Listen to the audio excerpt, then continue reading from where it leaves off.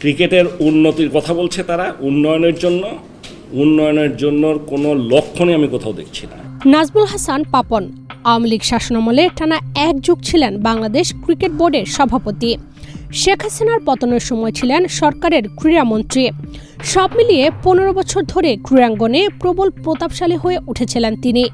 বিগত সরকারের আমলে একের পর এক অভিযোগ উঠলেও তার অবস্থানের কোনো পরিবর্তন ঘটেনি, বরং দিনকে দিন তার ক্ষমতার দাপট বৃদ্ধি পেয়েছে।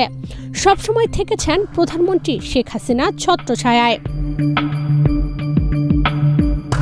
2024 সালের 5 অগাস্ট শেখ হাসিনা পালিয়ে যাওয়ার পর ক্রীড়াঙ্গনে পাপনের সাম্রাজ্যও ধসে পড়ে। আওয়ামী লীগের অন্যান্য নেতাকর্মীর মতো তিনিও পাড়ি জমিয়েছেন বিদেশে।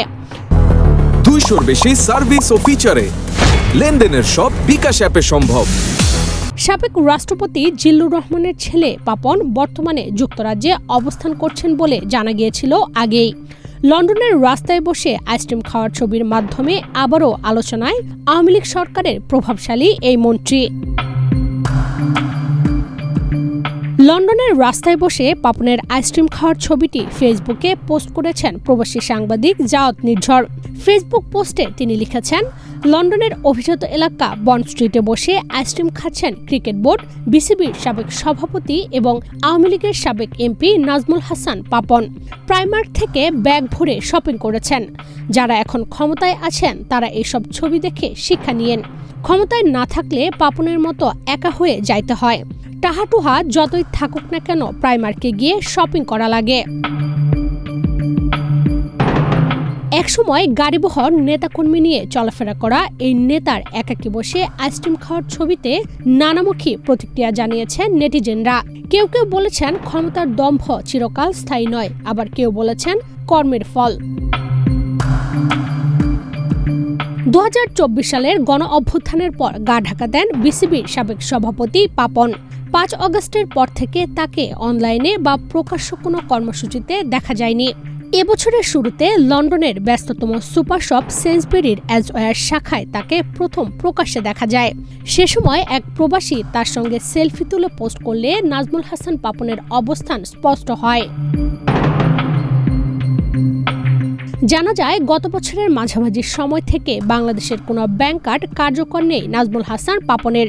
ফলে বর্তমানে তিনি আর্থিক ও ব্যক্তিগত নানা চ্যালেঞ্জের মধ্য দিয়ে সময় পার করছেন।